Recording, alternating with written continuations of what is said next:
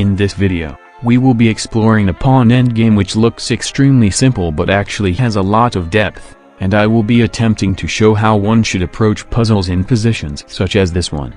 The first thing we should ask ourselves in this position is, what are we trying to do as white? And the answer is simple: we wish to capture black's pawn whilst protecting our own. Secondly, we ask, what is stopping us from achieving that goal? In this position, the problem is that whenever we attempt to attack black's pawn, black will simply move to protect it. It is important to note that we must ensure that black does not take our pawn first, as that will spell disaster for us. So, in this position, let us first look at the squares we cannot go to for sure to eliminate those off the bat and to allow us to focus our calculations on the other moves.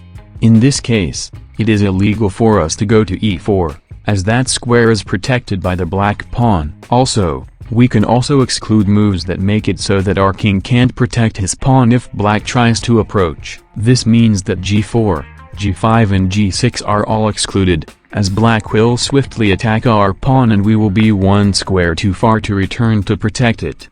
So just using process of elimination, we removed 4 of the 8 possible squares for our king. The instant attacking move king e5 does not work because once black plays king c4, he is defending his pawn and will take ours in the next move. Now, let's look at the retreating moves. We can eliminate king f6 because after black attacks our pawn with king c3, although we are in time with king e5, after black continues threatening our pawn with king c4, we have no choice but to abandon our pawn.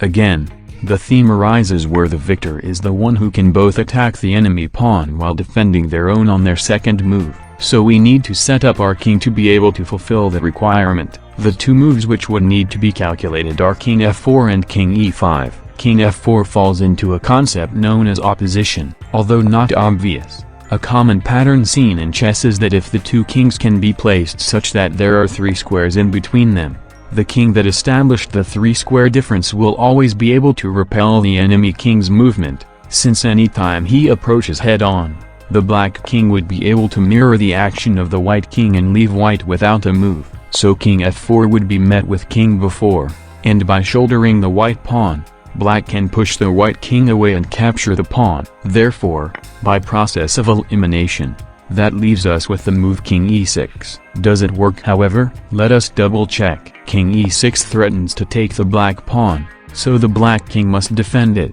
King c4 is the only move that can defend it, and therefore black plays it. Black now threatens to take the white pawn. White however has the perfect reply king e5, which both protects the white pawn and threatens to capture the black pawn. Black can no longer protect the dark pawn, as c5 is covered by the white pawn, and he is forced to retreat while white can capture the d5 pawn. Of course, this logic is sound, and you will often find the right move without having to eliminate all the other options. However, it is important to see the reasons why certain moves work and others don't, as especially in pawn endgames, one mistake can completely shift the tide of battle, and it is important to be sure of your move, especially when you have time available on the clock. If this video was helpful, please leave a like and consider subscribing. I am working to help grow myself and everyone watching. Your support is appreciated.